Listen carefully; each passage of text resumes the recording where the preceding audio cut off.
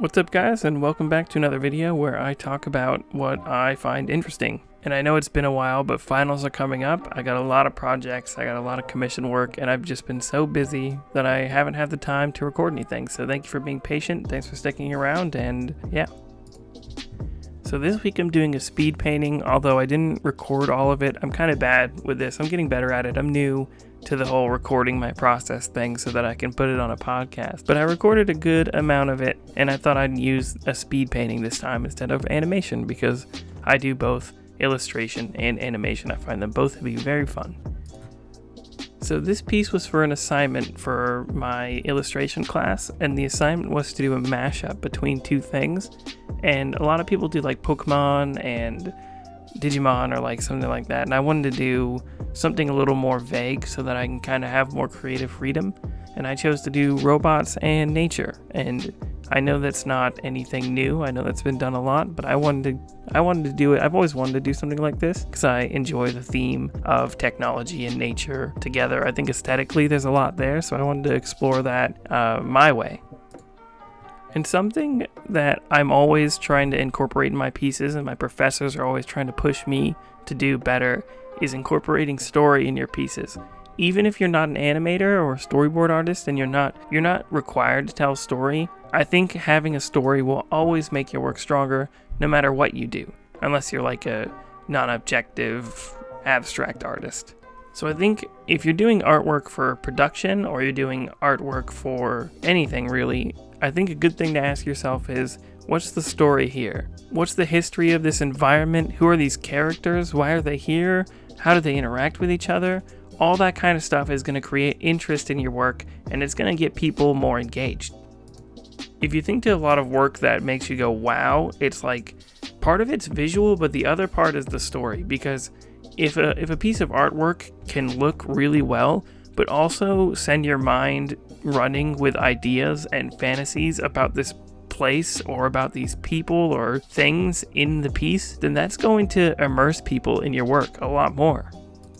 When I was creating this piece right here, I had these robots walking along, and I wanted to have this idea to show that they were like rebuilding this society. This was like a rundown city, and then the growth of the trees and stuff just kind of took over, and these robots are rebuilding structures, but they're using wood and natural resources to do this, as opposed to what humans did with cement and metal. And my professor showed me these images of these people that would like take things and put them on their back, or they would like carry things in a huge, like a large portion. And he said I should try and incorporate that with my robots hauling the wood. And so I tried to do that a little bit. It's a little more subtle, but this robot is carrying this wood on his back in a way that's something you don't normally see in Western society or the modern world. And that adds a layer of depth to this robot. And you're like, okay, he's hauling this wood. He might be doing some sort of construction with the wood, like you see in the background with this like wooden tube that these robots are going through. Or maybe he's just like a nomadic robot and he carries his building materials on his back. And these little details is where the story's really going to shine, and it's really going to make your piece pop more. And if people can start to use their imagination to add to your own piece, then the piece is just going to be stronger. If you think about games like Dark Souls or Bloodborne or Hollow Knight, if you played any of those games, they do a lot of environmental storytelling, which is something that's really popular in modern games. It's where, like, instead of the game just showing you a cutscene or telling you some exposition or having a character say it, the player can wander around the world and find little snippets of things. And in the player's imagination, they're piecing together the building blocks of a story. And that's very important. And like I said, this is important for all artists. Unless you're like a non-objective artist, this is important in so many ways. This is going to really immerse people in your work.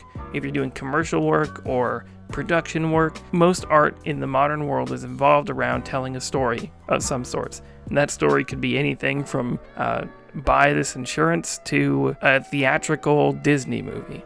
And that's me just applying it to the business world, because that's just something I like to do, especially as an artist. We're not very business focused people, but I like to say, these are what this is the topics I'm talking about. How can you make money off this? Or like, how can you apply this to your professional career? Because I think that's really important. They say be careful what you get good at, because that's something you're going to do for a long time. So if you're good at something, try to make money off of it. This is probably a video I'll probably do all on its own, but okay, now that I got that out of the way, I'd like to show you an example. Here's a piece I did for my YouTube banner. It's a picture of me or another character. You can kind of put yourself in this character too, laying on a roof, and it's like evening and it's like beautiful out, and we have these like ghostly figures around and moving through the air. I of course aimed to make something aesthetically pleasing, and I think I achieved that, although it's hard to say with your own work sometimes. Like, who is the character laying on this roof? Why is there ghosts? What are these things traveling through the sky? They look kind of ethereal, they look kind of ghostly, although they don't seem to be disturbing the main character, so maybe this is like a migration of some sort. It's these little things that get you immersed in the piece, where you're like, maybe I want to be there. Maybe I want to know what's going on. And also it's like a little bit of mystery. You don't know what's fully going on. So it lets your imagination run with these ideas, and it turns this from just a painting to kind of an experience. Okay, that sounds really pretentious, calling a painting an experience, but still, I think this is something you gotta think about when you're making your pieces. Whenever you're making characters or just a huge landscape or whatever you're making, think to yourself, what is this place? What function does it serve? Who are these characters? What is their relationship to each other? And how can I show that? Don't just make an OC or just draw an OC. Put your OC in a situation, put a character in a situation with another character, put them in a setting, put them out of their comfort zone. Do something that's going to engage the audience and show them a side of a person or a place that might interest them. Give the audience some depth. I think that's what I'm looking for. Just show that there's a little more to this world or these characters than you can see on this page. You want the audience to think, what's going to happen if I walk down this street and turn the corner? And you want them to like have an imagination filled with possibilities, because the image you've created gives them this freedom. In this image I'm speed painting right now, there's a lot that can be left up to the imagination, but part of you probably realizes how this world works, or what you're going to see when you keep going down the road. And that's something my professors have helped me do this semester, and I think it's something you should think about more in your work as well, unless this is something you've already done a bunch of. I don't know, maybe you have, you probably have. You're probably talented. Also, you want the viewer to feel some sort of emotion when they're looking at your piece.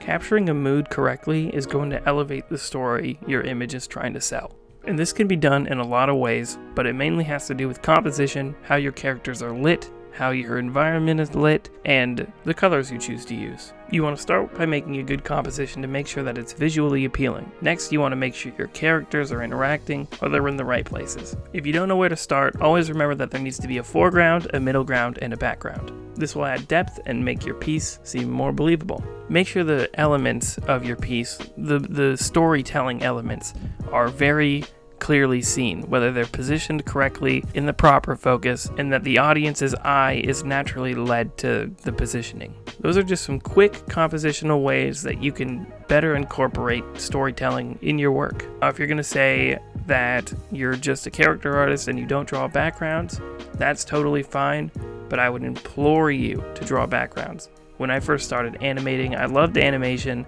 I loved making characters, but I hated doing backgrounds. And if you look at my earlier animations, you can tell I very much had a bad time doing backgrounds, and I didn't want to do them. But in order to make cartoons, I had to make backgrounds, and so I did them a lot. And I realized because it was something I'm bad at, it's something I need to do more of. Now I love doing backgrounds, and that's led me to doing more regular paintings like the ones you're seeing right now. So if you take away anything from this video, it's the importance of characters and an environment, and how their interaction or integration with each other can really help push that story. I want you to start thinking of your artwork like compositions instead of just doing characters or just doing backgrounds. Try and play around with making a scene.